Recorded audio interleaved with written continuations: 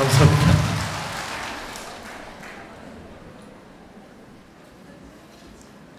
자, 그러면 준비가 다 됐습니다.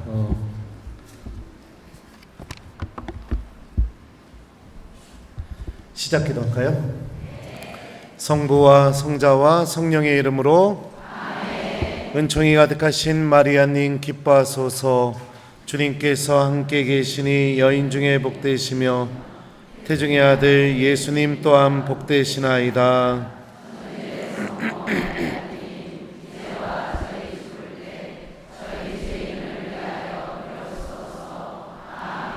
성부와 성자와 성령의 이름으로 아멘. 안녕하세요. 대전교구 김재덕 베드로입니다. 만나서 반갑습니다.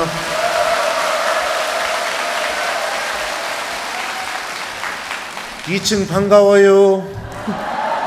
1층 반가워요. 아유, 이렇게 많은 분들 앞에서 이야기해 보는 게 진짜 오랜만이라 심장이 벌렁거려요. 네, 그래도 성령께서 이 못난 저를 통해서 여러분들에게 정말 희망이 되는 말씀을 해주실 거라고 믿습니다. 자, 먼저 우리 주님의 말씀을 좀 들어보고 제가 준비해온 이야기를 여러분들께 들려드리겠습니다. 하느님의 영의 인도를 받은 이들은 모두 하느님의 자녀입니다. 여러분은 사람을 다시 두려움에 빠뜨리는 종살이의 영을 받은 것이 아니라 여러분을 자녀로 삼도록 해주시는 영을 받았습니다. 이 성령의 힘으로 우리가 아빠, 아버지 하고 외치는 것입니다. 그리고 이 성령께서 몸소 우리가 하느님의 자녀임을 우리 영에게 증언해 주십니다. 자녀이면 상속자이기도 합니다. 우리는 하느님의 상속자입니다. 그리스도와 더불어 공동 상속자인 것입니다. 예, 로마서의 말씀이에요. 많이 들어보셨죠? 예, 또 내일 우리 성령강림 대축일이기도 하고요. 그렇죠? 성령께서 우리에게 오셔서 새롭게 해주시는 가장 큰 일 중에 하나가 무엇이냐면 이 바오로의 고백처럼 하느님께서 나의 아버지이시다 라는 것을 인식하게 해줍니다. 이게 머리로 인식하는 게 아니라 내 마음 안에서부터 하느님이 나의 아버지이시다 라는 것을 깊이 인식하게 해줍니다.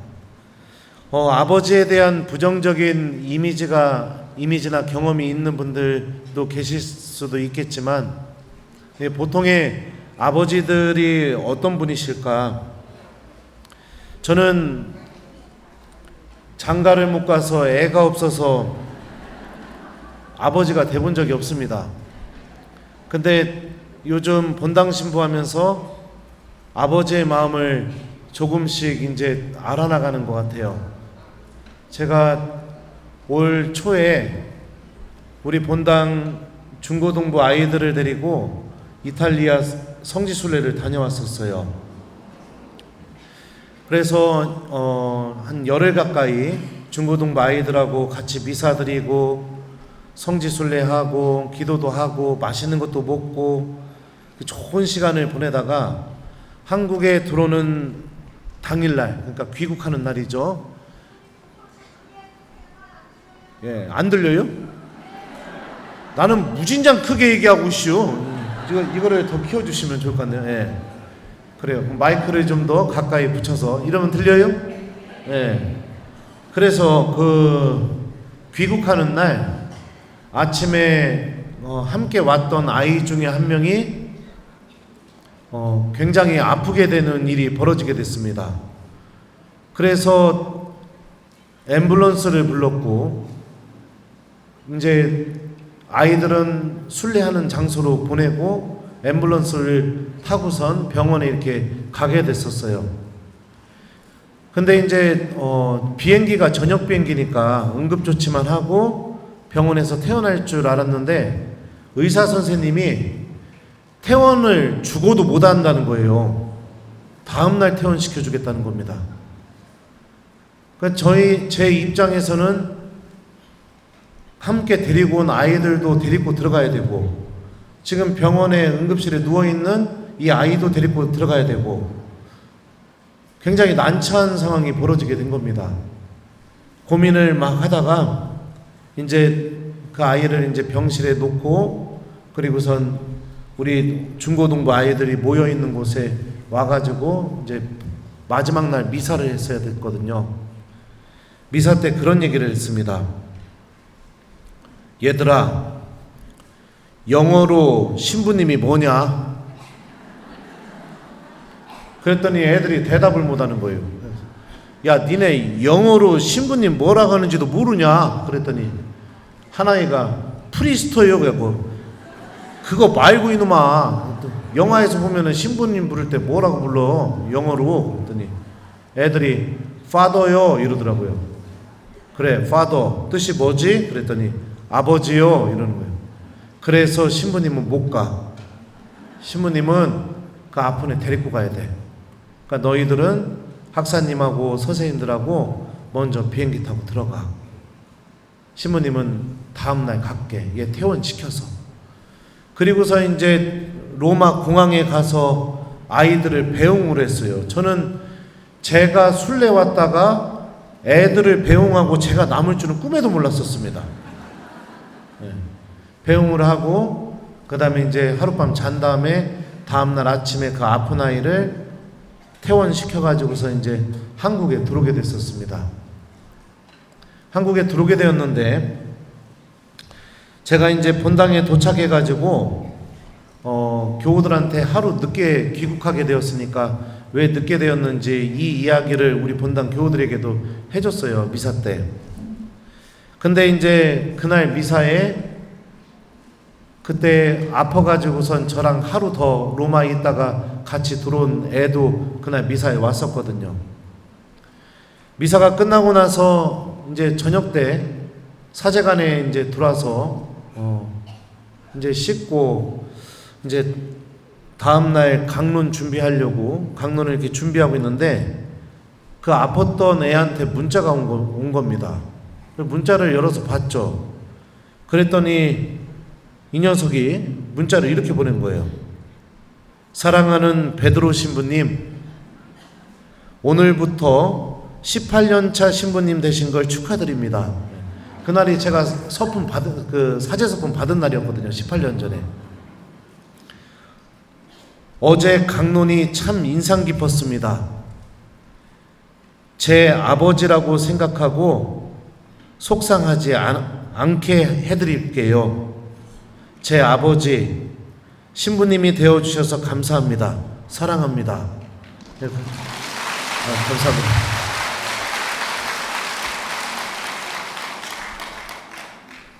그러더니 이 녀석이 다음부터 막 평일 미사도 계속 나오고, 네. 미사에 와서도 맨 앞자리에 앉아있고, 이런 일이 벌어지게 된 거예요.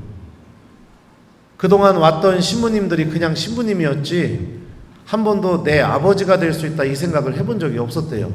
근데 신부님이 아버지라서 못 간다. 나는 아버지라서 그 아픈 애를 책임지고 데리고 들어야 된다. 그 말에 그냥 감동을 먹어가지고 와, 신부님이 내 아버지시구나 이런 생각이 들어서 그 다음부터는 지금까지도 미사를 아주 열심히 나오고 있습니다. 또, 예, 감사합니다.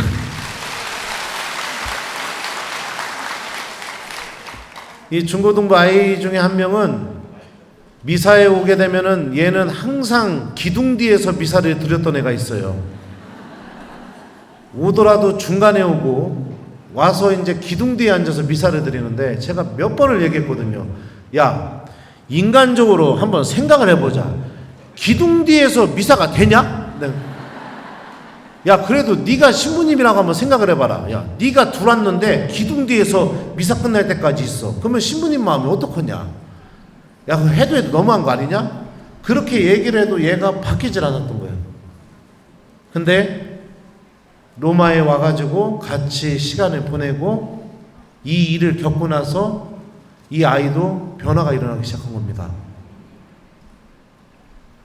그 다음 주부터 성당 맨 앞자리에 앉는 거예요. 기둥 뒤에 앉았던 애가. 예.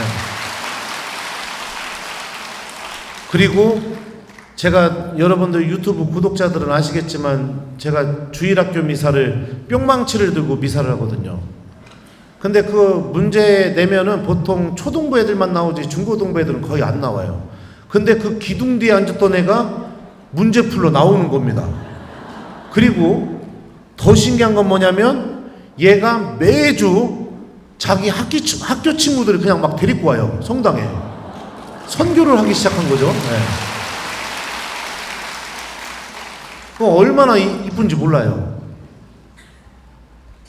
그냥 그전에는 신부님이 오셔가지고 5년 있다가 그냥 가시는 분 이렇게 인식했었는데 이 사건을 통해서 신부님이 우리 아버지구나. 내가 무슨 일이 생기게 되면 신부님이 아버지라서 나를 끝까지 책임져 주는구나. 애들이 이걸 느끼니까 그 다음부터 저에게 다가오는 이 애정의 강도가 달라요. 막 아주 그냥 얼마나 적극적이고 그 중고등부 애들 말도 없던 애들이 얼마나 예쁘게 미사를 드리고 얼마나 저에게 와가지고 막 장난도 치고 이야기도 하고 막 이러는지 그 한 번의 성지순례를 통해서 또 그 한 번의 그 아픈 아이의 사건을 통해서 우리 본당 중고등부 아이들 대부분이 너무나 하느님을 사랑하는 아이들로 확 이렇게 바뀌게 되었습니다. 감사합니다. 사람은 이렇게 무엇인가를 새롭게 인식하고 깨닫기 시작하게 되면 변화가 일어나게 됩니다. 예. 바꾸래요? 같이 쓰시면. 좋습니다. 예. 이게 훨씬 낫네요. 그죠? 아니요. 예. 그것도 같이 쓰죠. 같이 쓰래요. 예. 나 태어나서 마이크 2개 같이 써보는 거 처음입니다. 예. 사람은 그래요. 내가 무엇인가를 새롭게 알게 되고 새롭게 인식하게 되면은 그 알미 내 안에서 변화를 일으켜요. 성령께서 우리에게 오셔서 처음으로 해주시는 새로운 일 중에 하나가 뭐냐면 하느님이 나의 아버지시다. 나를 절대로 포기하지 않으시는 아버지시고 이 아버지의 마음 안에 가득 차 있는 것이 바로 사랑이다. 나를 끝까지 잊을 수 없는 사랑, 구원하기 위해서 나에게 영원한 생명을 주시기 위해 당신의 모든 것을 다 희생시킬 수 있는 그 정도의 사랑을 하느님께서 갖고 계시다. 이게 성령께서 우리 안에서 이루어 주시는 아주 새로운 일입니다. 이 요한복음의 말씀에 보면 이런 말씀이 있어요. 하느님께서 세상을 너무나 사랑하신 나머지 외아들을 내주시어 그를 믿는 사람은 누구나 멸망하지 않고 영원한 생명을 얻게 하셨다. 하느님께서 아들을 세상에 보내신 것은 세상을 심판하시려는 것이 아니라 아들을 통하여 구원을 받게 하시려는 것이다.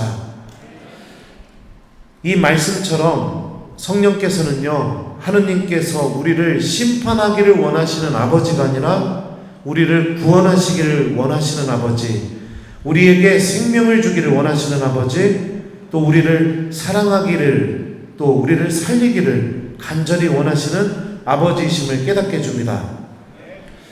오늘 여러분들 이 성령대의 주제 선포기도 하죠. 한번 이 말씀도 읽어드릴게요. 성령을 받아라. 너희가 누구의 죄든지 용서해주면 그가 용서를 받을 것이고 그대로 두면 그대로 남아있을 것이다. 부활하신 예수님께서는 제자들에게 오셔서 성령을 불어넣어 주시면서 제자들에게 어떤 삶을 살라고 말씀하셨냐면 죄를 용서해 주는 삶을 살으라고, 성령의 도우심과 함께 이웃의 죄를 용서해 주는 삶으로 제자들을 초대하셨습니다. 예수님께서는 제자들이 성령의 도우심과 함께 왜 죄를 용서해 주는 사람이 되기를 바라셨을까? 성령을 불어넣어 주시면서 제일 먼저 하신 말씀이 왜 죄의 용서일까? 아담과 하와가 죄를 저지르게 된 장면을 보게 되면 죄가 갖고 있는 위험성이 무엇인지를 알려줍니다. 그들은 선악과를 따먹자마자 다음과 같이 행동합니다. 그러자 그들은 눈이 열려 자기들이 알몸인 것을 알고 무화과 나무잎을 엮어서 두렁이를 만들어 입었다.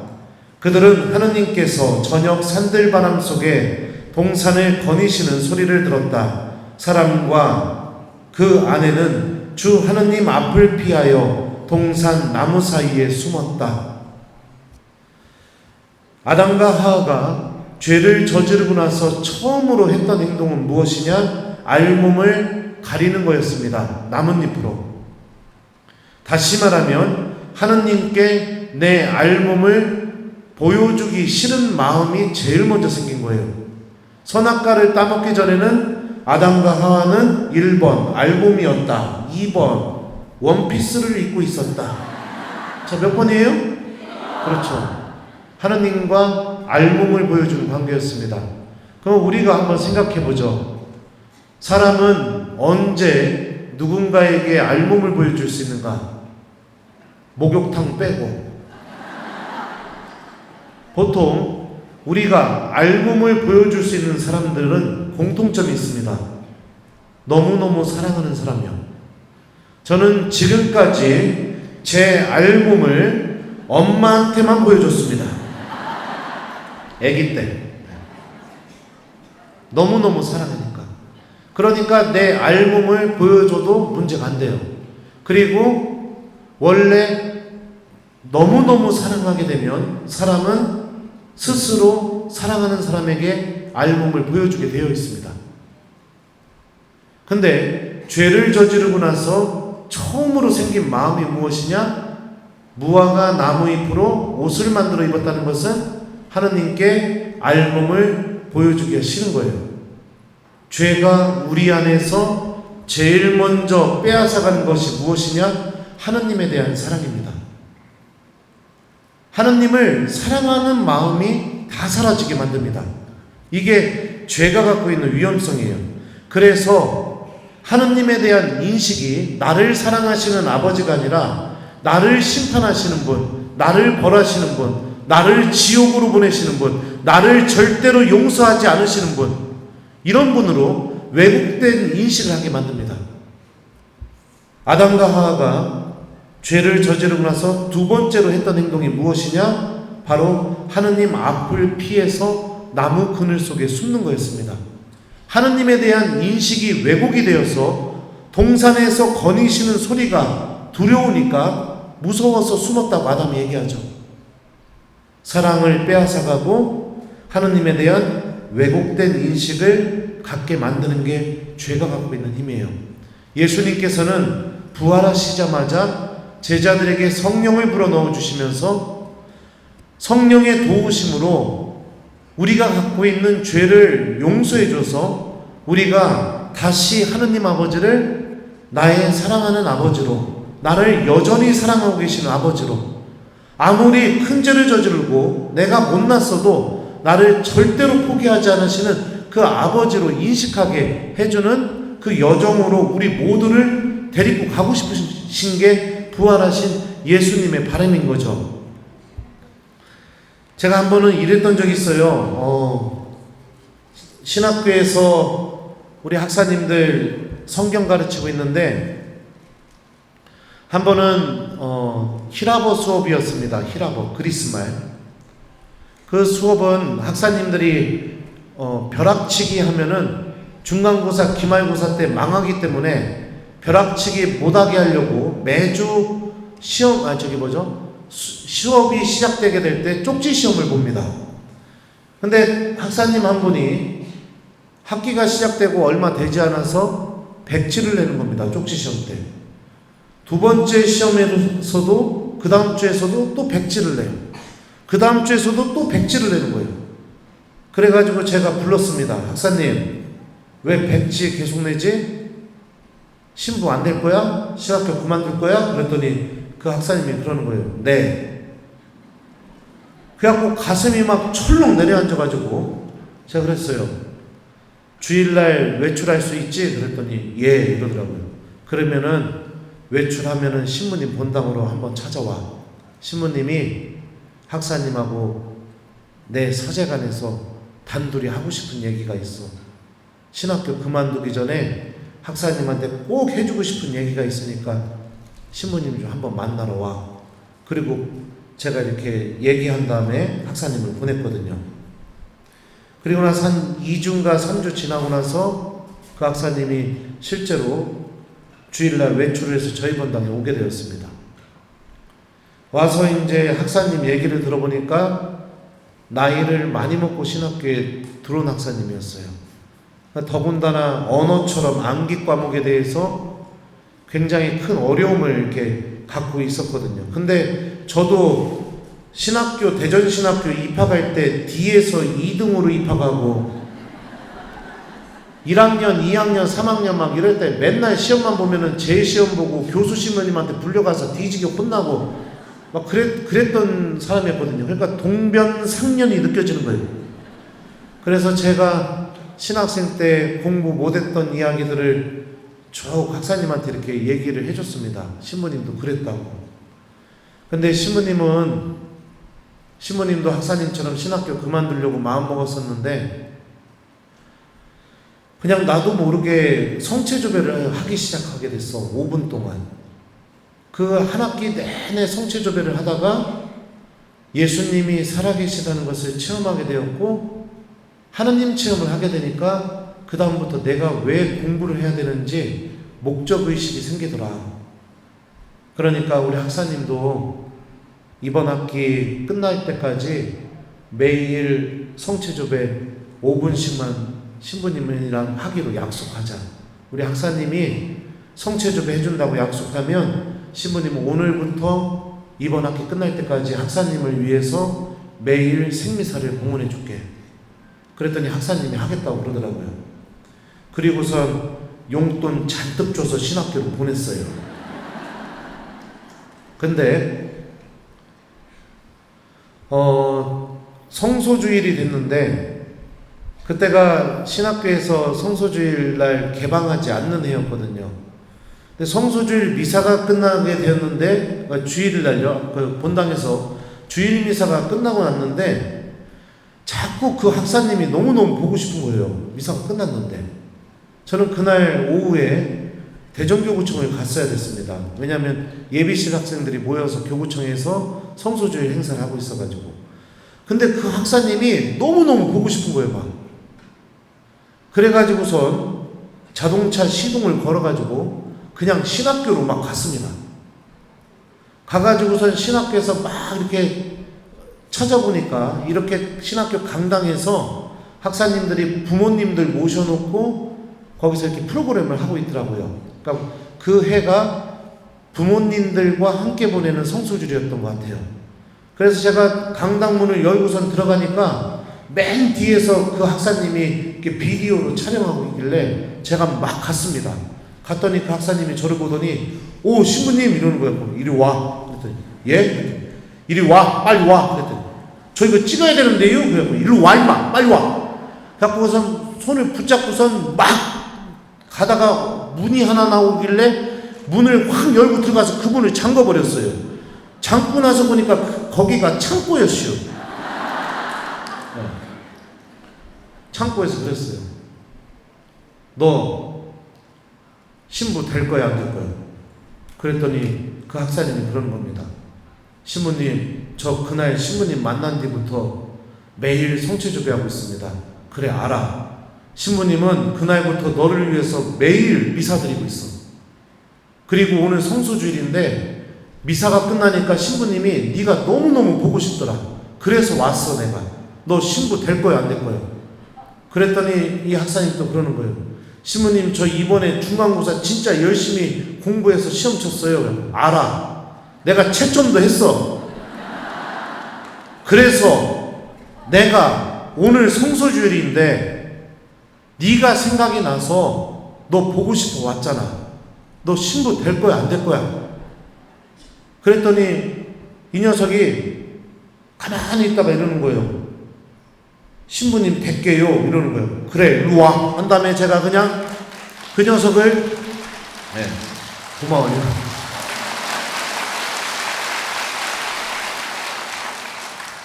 확 아는 다음에 내가 이런 얘기를 했어요.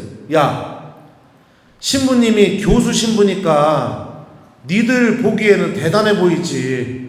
근데 신부님도 무진장 형편없는 사람이다. 이렇게 형편없는 나도 예수님 따라가려고 매일 아둥바둥해. 너 내가 못났지만 너 신부님이랑 같이 예수님 따라가자. 그러니까 절대 그만두지 마. 알았지? 그랬더니 네 이러면서 막 또 품에 안겨서 우는 거예요 막. 그러니까 나도 막 눈물이 나려고 하는 거예요 막. 그래가지고선 또 용돈을 또 주고선 창고문을 열고선 나왔는데 나오자마자 하필 그 앞에 제가 신학교 보낸 신학생, 그러니까 제 아들 신학생이 그 앞을 지나가고 있었던 거예요. 그러니까 얘는 자기 아버지 신부가 온지도 몰랐던 거예요. 갖고 딱 보더니 깜짝 놀랐고 오 신부님 하는 거예요. 근데 뒤에 얘가 따라올 것 같아가지고 그냥 확 밀고 문을 잠궈버렸어 다시. 그리고선 그 창고 안에서 했던 짓을 그 아들 신학생 붙잡고 또 똑같이 했습니다 내가. 그리고 나서 그 학사님은 기말고사 때 희라고 96점을 받았습니다.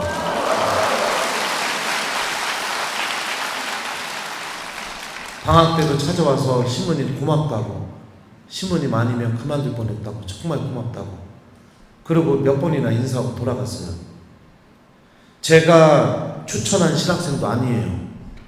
우리 본당 신학생도 아니에요. 그냥 수업 때 한 학기 만나고 말 신학생입니다. 근데 하느님께 부르심을 받은 아이고 그냥 제 제자라는 이유 하나로 그러니까 저도 모르게 그렇게 막 움직여지는 거예요. 포기할 수가 없는 겁니다. 데리고 가고 싶은 거예요, 예수님한테. 아무리 못났어도 비난하고 싶은 마음이 안 드는 거예요. 제가 이럴 수도 있었겠죠. 교수 식당에 들어가가지고서 아이 거기 몇 학년 걔 있잖아, 걔 어떤 애냐고 계속 그 시험 때마다 그냥 백진해가지고 막 그런다고. 그런 애를 뭐하러 입학시켰냐고. 그냥 다 잘라버리라고 막 이런 얘기 할 수도 있었겠죠. 근데 그게 아니라 포기할 수가 없는 겁니다. 포기할 수가. 그냥 데리고 가고 싶은 거예요. 아무리 못났어도. 제 마음도 이렇다면 우리 아버지이신 하느님께서는 어떻게 우리들을 더 강하게 붙잡고 계실까요? 여러분들 여러 가지 이유로 고백하지 못하는 죄가 있을 수도 있습니다. 또 인간적인 나약함으로 내가 자꾸만 죄에 떨어질 수도 있어요.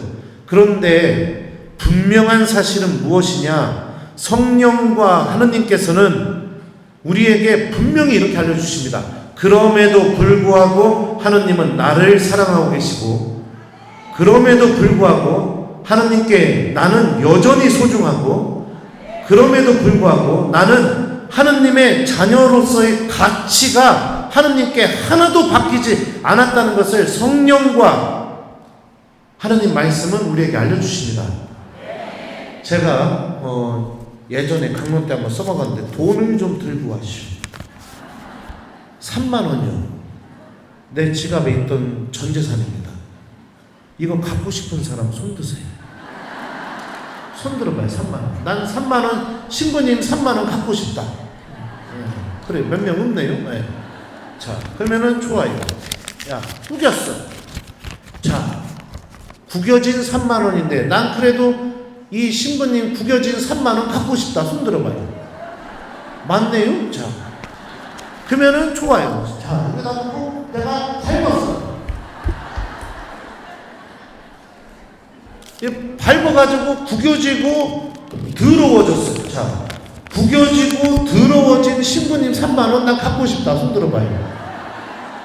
그게 맞네요. 자, 그러면은 최후의 수단입니다. 내 침도 뱉었어. 자, 구겨지고 더러워지고 침 묻은 3만 원. 나는 이 3만 원 갖고 싶다. 손 들어봐요. 네, 그래요. 이거 왜 갖고 싶어요? 네? 구겨졌는데? 더러운데? 왜 친구 같는데? 근데 왜 갖고 싶어요? 돈이니까. 구겨져도, 더러워도, 침이 묻어도 3만 원의 가치는 안 바뀌니까. 여러분도 삶이 구겨져도, 여러분들 삶이 더러워져도, 여러분들의 삶에 침이 묻어도 하느님 자녀로서의 가치는 안 바뀝니다.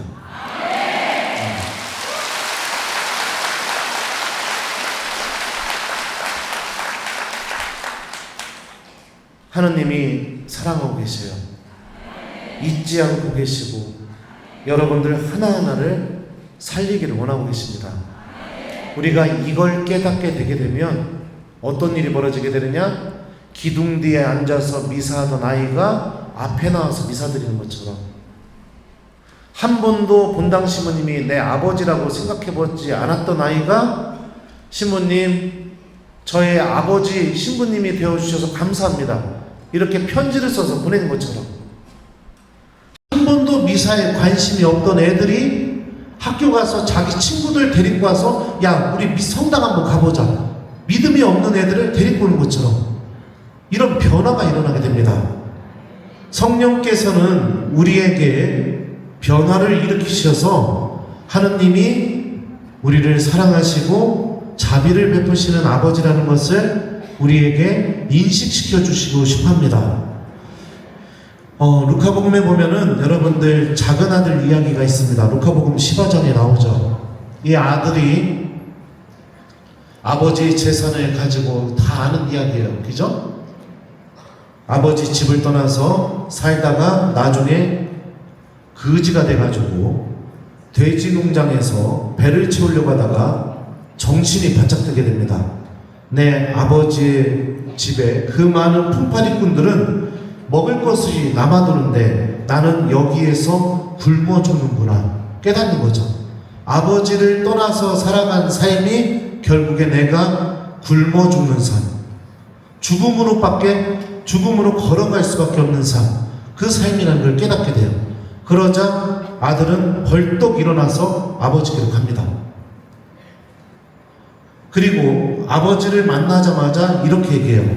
아버지, 제가 하늘과 아버지께 죄를 지었습니다. 저는 아버지의 아들이라고 불릴 자격이 없습니다. 근데 아버지는 어떻게 했나요?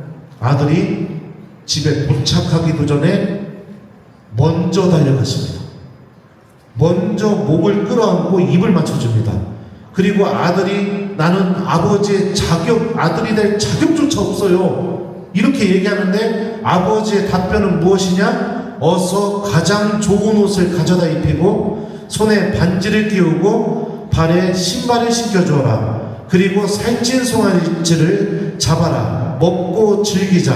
나의 이 아들은 죽었다가 다시 살아났고 내가 잃었다가 도로 찾았다 라고 이렇게 말합니다. 이게 아버지의 답변이에요. 저는 아버지의 아들이 될 자격이 없습니다 이랬는데 어서 가장 좋은 옷을 가져다 입혀라. 손에 반지를 끼워주고 발에 신을 신겨줘라. 이게 뭐 하는 거죠?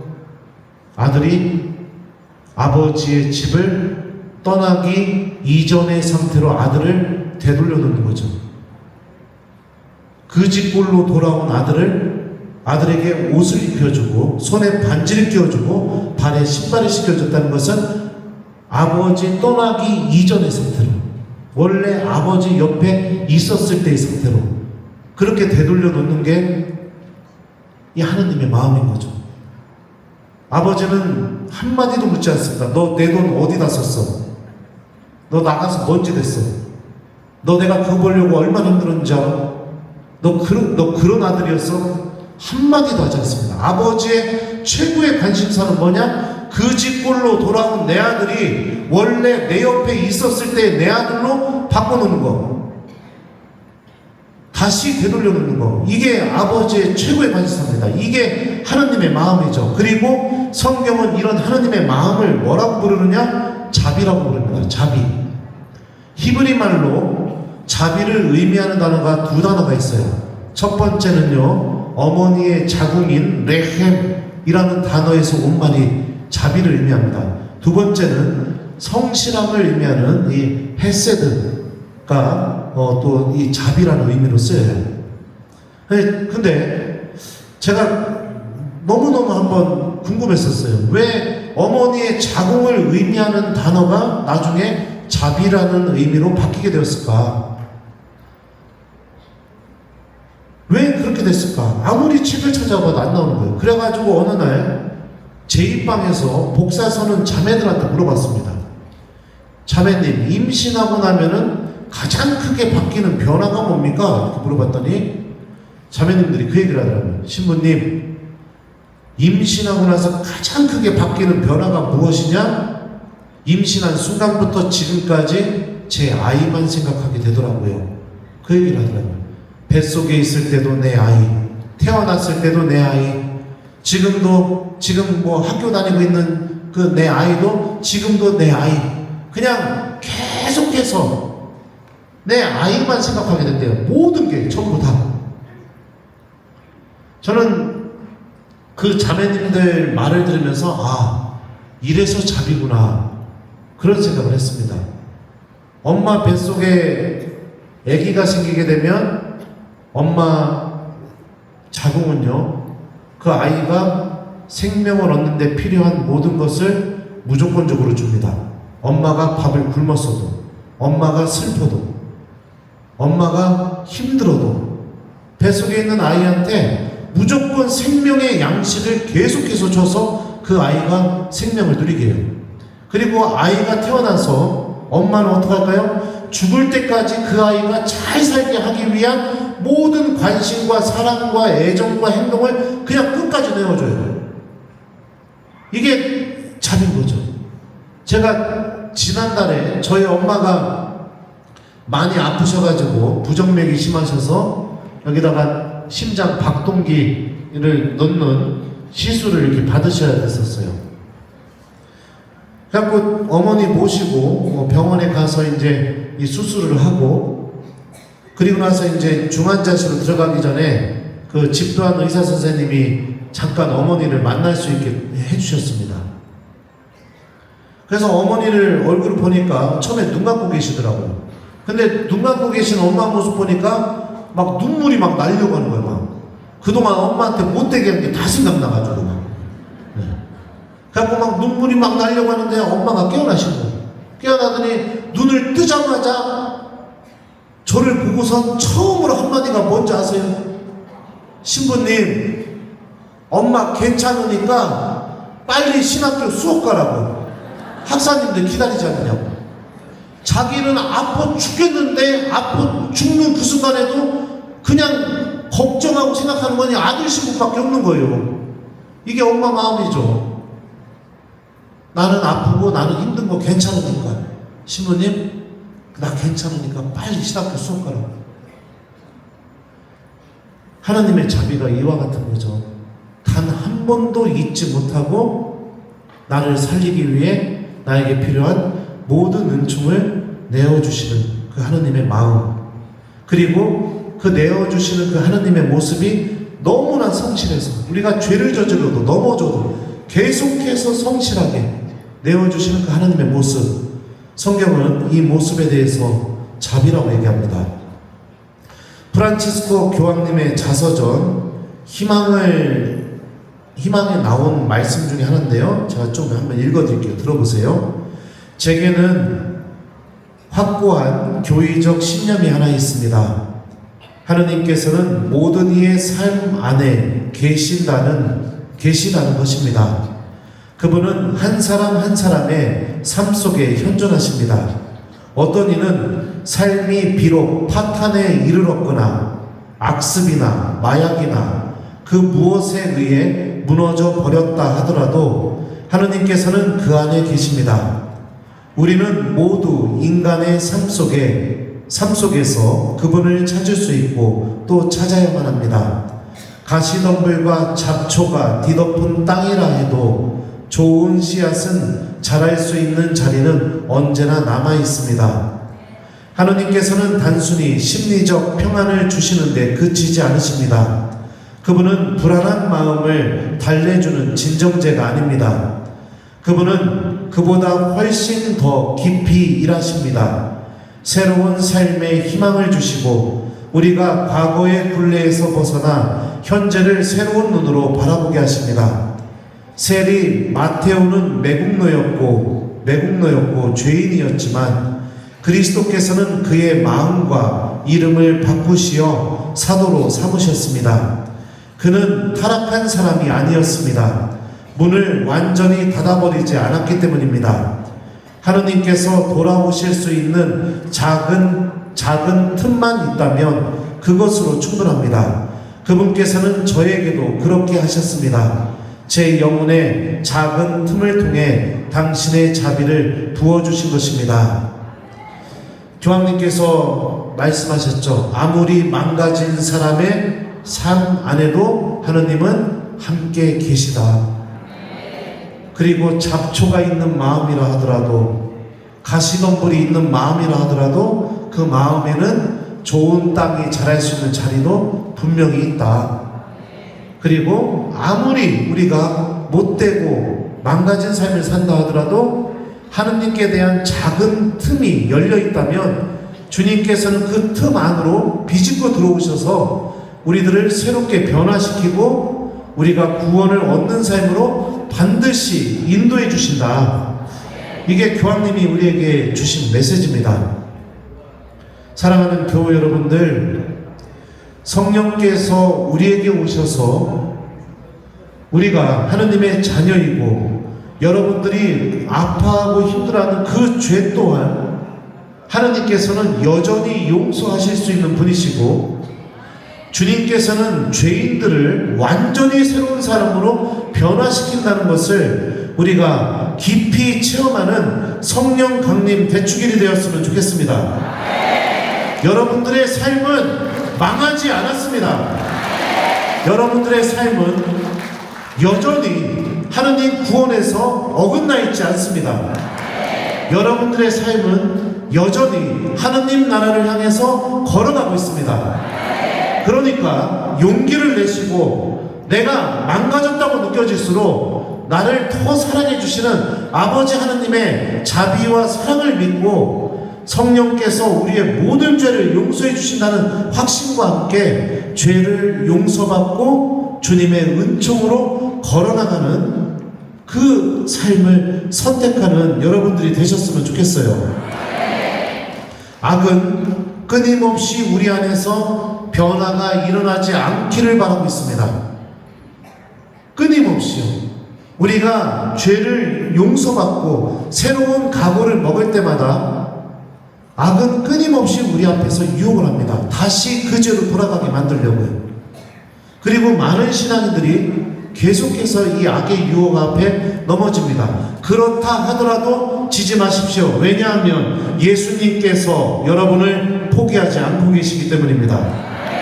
성령께서 그럼에도 불구하고 여러분들과 함께 계시고 성모님께서 그럼에도 불구하고 여러분들을 지켜주고 계시기 때문에 절대로 포기하지 마시고 좌절하지 마시고 다시 용기를 내서 주님께로 다가가는 선택을 하는 하느님의 자녀가 되길 바랍니다. 자, 그래요. 좋아요. 그리고 이제 두 번째로 성령께서 또 우리 안에서 어떤 새로운 일을 하시는가? 요한복음 14장 26절을 보면 예수님께서 성령께서 오셔서 우리에게 하시는 일에 대해서 처음으로 이렇게 말씀하십니다. 보호자, 곧 아버지께서 내 이름으로 보내실 성령께서 너희에게 모든 것을 가르치시고 내가 너희에게 말한 모든 것을 기억하게 해주실 것이다. 이게 성령께서 우리에게 오셔서 우리를 새롭게 해주시는 두 번째 일입니다. 바로 주님의 말씀을 우리에게 가르쳐 주시고 주님의 말씀이 기억나게 해주시는 일을 해주십니다. 다른 어떤 것보다도 사랑하는 교회 여러분들, 내일 성령 강림 대축일에 이 말씀이 여러분들 안에서 이루어지기를 성령께 청하셨으면 좋겠습니다. 왜 이것이 중요하냐? 말씀을 우리가 실천하고 말씀을 행동으로 옮기게 될 때 놀라운 일이 일어나게 되기 때문입니다. 그 대표적인 예가 카나의 혼인잔치입니다. 포도주가 떨어지게 되었고 성모님께서는 예수님께 가서 포도주가 없다고 얘기를 하십니다. 그러니까 예수님께서 이렇게 대답하시죠. 여인이시여, 저에게 무엇을 바라십니까? 아직 저의 때가 오지 않았습니다. 근데 저에게 무엇을 바라십니까? 이 부분을 그리스어 성경을 직역하면 이렇게 번역이 됩니다. 여인이시여, 당신과 제 사이에 무엇이 있습니까? 질문이 이래요. 예수님이 물어보신 거예요. 성모님에게. 엄마, 당신과 내 사이에 뭐가 있습니까? 그러자 성모님은 예수님과 당신이 함께 공유하고 있는 것, 예수님과 성모님 사이에 함께 공존하고 있는 게 무엇인지를 보여줍니다. 일꾼들에게 이렇게 얘기하죠. 무엇이든지 그가 시키는 대로 하여라. 근데 이 말씀도 그리스어 성경을 직역하면 이렇게 번역이 됩니다. 무엇이든지 그분께서 너희에게 말씀하신 것을 행하여라. 그러니까 성모님과 예수님 사이에 공존하고 있는 것, 공유하고 있는 게 무엇이냐? 말씀을 실천하는 믿음. 이거를 성모님이 보여주세요. 일꾼들에게 가르치십니다. 무엇이든지 주님께서 하신 말씀을 그대로 실천하라고요. 그러자 일꾼들은 성모님께 교육받은 대로 예수님이 시키는 그대로 합니다. 물독에 물을 버라 하니까 물을 버요. 그리고 그 물을 퍼서 과방장에게 가져다 날려다 주라고 하니까 그대로 그 물을 퍼서 과방장에게 날려다 줍니다. 근데요, 여러분들이 이게 잘 생각해 봤으면 좋겠어요. 이게 뭐랑 똑같느냐? 여러분들 본당에 주교님이 방문하시게 됐습니다. 주교님이 방문하시면 본당에서 보통 어떤 일이 벌어질까요? 미사가 거행되고 잔치가 벌어지겠죠? 잔치가 벌어져서 여러분들이 이제 주교님 상을 담당을 해야 되는데 소주가 떨어진 거예요. 그래서 본당 신부님한테 가서 신부님, 아이고 소주가 떨어졌는데 제가 잠깐 나가서 저기 소주 좀 마트 가서 성당 앞에 가서 사가지고 올까요? 그랬더니 신부님이 이렇게 말하는 겁니다. 자매님, 빈병을 모으십시오. 모아놨더니 또 이러는 거예요. 자매님, 물을 담으십시오. 그래서 빈병에다 물을 담았더니 신부님이 이러는 거예요. 자매님, 이 물 담은 소주병 주교님 상에 올리십시오. 자, 그럼 여러분도 어떻게 하시겠습니까? 1번, 신부님이 술이 과하셨구나 생각하고 내가 마트 가서 소주를 몇 병 사오든지 아니면 다른 봉사자한테 부탁해서 소주를 사오게 한다. 2번, 신부님이 말씀한 그대로 물이 든 소주병을 주교님 상에 올린다. 몇 번이에요? 2번이요? 2번? 당황했어요. 네, 보통은 1번처럼 행동하죠. 근데 성모님께 교육을 받은 일꾼들은 2번이었습니다. 머리로 판단하지 않았습니다. 내 경험에 따라가지 않았습니다. 내가 생각한 대로 따라가지 않았어요. 말이 안 된다 하더라도 예수님이 하신 말씀을 그대로 행동으로 옮겼습니다. 그러자 그 행동으로 물을 퍼서 과방장에게 가져다 주게 되니까 물을 퍼서 과방장에게 가져다 주죠. 가져다 줄 때까지 물이었습니다. 성서 본문을 보면 가져다 주고 나서 과방장이 맛을 보는 순간 그게 뭘로 바뀌어요? 포도주로 바뀌게 됩니다. 말씀을 그대로 실천하게 되니까 어떤 일이 벌어져요? 첫 번째, 새로운 변화. 자, 그리고 나서 두 번째로 어떤 일이 벌어지게 될까요? 복음서 저자가 이렇게 말합니다. 이렇게 예수님께서는 처음으로 갈릴레아 카나에서 표징을 일으키시어 당신의 영광을 드러내셨다. 두 번째가 예수님의 영광이 드러나게 됩니다.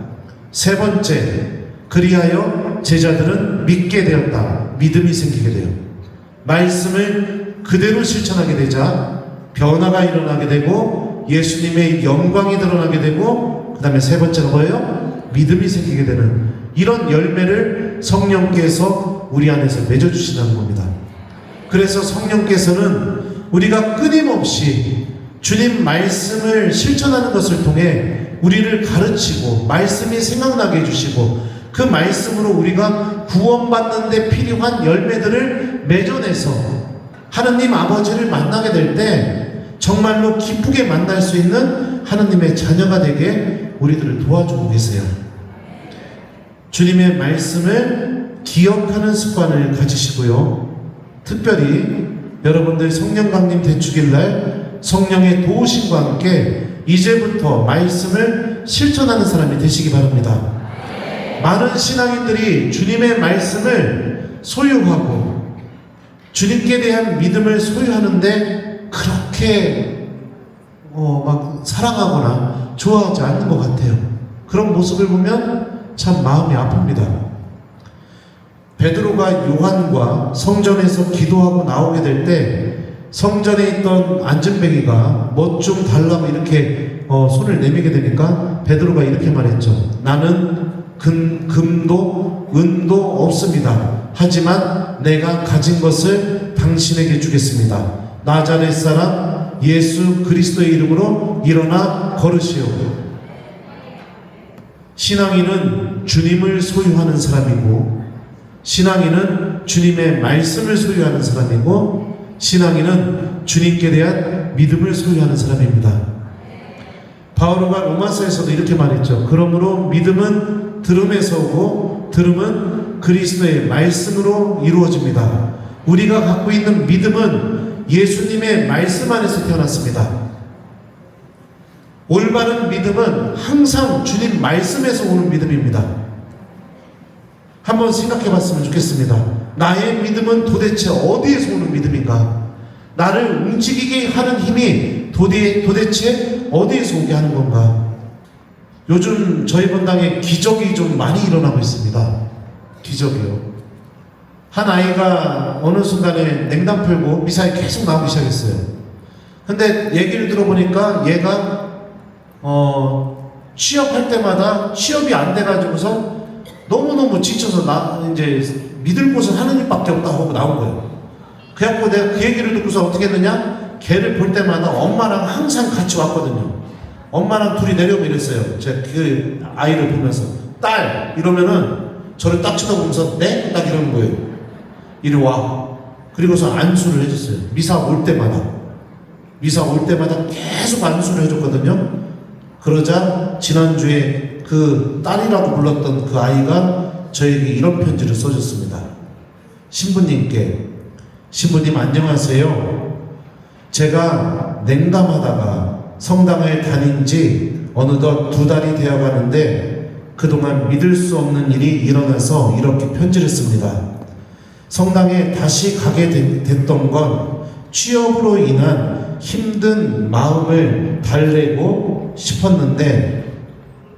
싶었기 때문이었어요. 신부님께서 그런 저의 마음을 읽으시고 저를 볼 때마다 딸이라고 불러주면서 안수해 주시고 응원해 주셔서 용기를 얻을 수 있었어요. 용기에 힘입어 취업 준비를 열심히 한 결과 저에게 너무나 좋은 일이 일어났어요. 희망했던 조건에 맞는 회사에 합격해서 6월부터 출근하라는 전화를 받았어요. 정말 감사합니다. 앞으로 기쁜 마음을 가지고 성당을 다닐 수 있을 것 같아요. 추신, 신부님 시간 되시면 제가 취업톡 쏘겠습니다.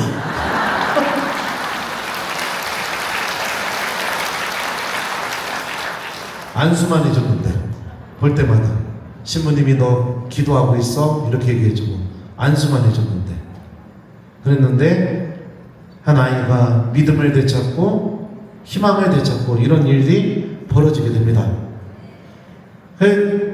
보면은요 그냥 제 교우들이 어떤 마음이냐면 그냥 교우들이 아니라 뭐라고 해야 되나 그냥 제 가족 같아요. 그냥 막 사랑해주고 싶어요. 근데 저도 왜 제가 이런 마음이 드는지 모르겠어요. 근데 자꾸 그 마음이 들어요. 그래서 뭐 생기면 사다 주고 싶고 오늘 받은 강사료로 내일 아이스크림 사주고 싶고 막 그런 마음이 막 듭니다. 또 한 번은 그런 일이 있어요. 불치병에 걸렸던 아이인데, 근데 엄마하고 면담하면서 그 딸아이 이야기를 듣고 마음이 너무 딱해가지고 제가 그랬습니다. 그럼 딸아이 데리고 미사 올 때마다 내가 기도해주고 안수해주겠다고. 그래가지고서 2년 가까이 그 아이를 성당에서 볼 때마다 계속 안수를 해줬습니다. 너 일로 안수 받고 가. 너 일로 안수 받고 가. 근데 지난주였죠. 지난주 주일이 그 아이 생일이었는데 저를 생일잔치에 초대를 해주셨어요. 가서 밥을 먹었는데 어떤 이야기를 들었느냐? 그 병이요 2년 동안 재발하지 않으면 거의 완치가 되는 완치 판정을 받을 정도의 그런 일이 벌어지는 거예요. 성령께서는 예수님의 사랑을 실천하고 주님의 말씀을 실천하는 이들 안에서 더 많은 은총과 열매들을 맺어주셔요. 그리고 우리가 그 말씀에 힘을 얻어서 하느님 아버지를 바라보면서 지치지 않고 더욱더 나는 못났고 나는 부족하지만 그럼에도 불구하고 그 하느님의 사랑을 실천하면서 계속해서 걸어갈 수 있게 용기를 불어넣어 주시고 우리들을 구원으로 인도해 주십니다. 그러니까 사랑하는 우리 교우 여러분들, 용기를 잃지 마시고 세상 모든 사람들이 다 나를 떠난다 하더라도 성령 하느님께서는 절대로 나를 떠나지 않으신다는 것을 굳게 마음속에 여러분들 간직하시고 우리를 사랑해 주시는 아버지, 우리를 끝까지 포기하지 않으시는 그 아버지 하느님의 사랑을 성령의 도우심과 함께 충만히 체험해서 여러분들도 하느님의 말씀을 실천하는 자녀들이 되셨으면 좋겠습니다. 여러분들 안에서 기적이 일어나기를 빕니다. 여러분들이 하느님 말씀의 힘을 힘입어 주님께서 기뻐하시는 구원의 열매가 많이 맺어지기를 빕니다. 여러분들에게 성령께서 오셔서 여러분들 한 분 한 분에게 여러분들이 교회를 사랑하고 하느님을 사랑하는 데 필요한 은사와 열매가 충만히 맺어지기를 빕니다. 그래요. 지금까지 이제 부족한 강의 들어주셔서 감사하고 이제 끝내야 됩니다. 나는 이제 기차 타고 갈 거예요. 사랑하는 교회 여러분들, 용기를 잃지 마십시오. 예, 용기를 잃지 마시고 하느님은 절대로 우리를 포기하지 않는다는 것을 굳게 기억하시고 용기를 내서 여러분들 하느님께서 기뻐하시는 은총의 열매들을 많이 맺어내셨으면 좋겠습니다. 여러분들 10계명, 1계명부터 10계명까지 저지른 죄 다 저질러도 하느님은 여러분들 포기하지 않으십니다. 그러니까 이 은총의 힘을 믿으시고 주님께로 더 가까이 다가가는 여러분들이 되셨으면 좋겠어요. 자, 그러면 마침 기도하겠습니다. 성부와 성자와 성령의 이름으로 주여 나를 온전히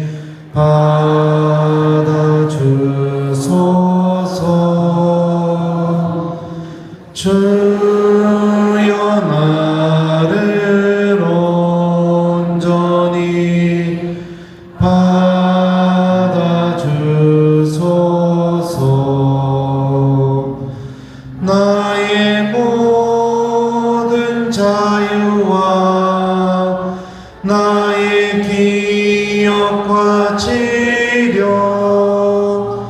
나의 의지 소유와 이 모든 것을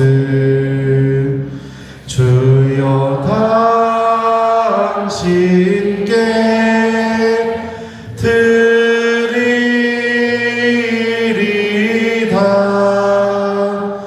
이 모든 것 되돌리리다. 드리오리다.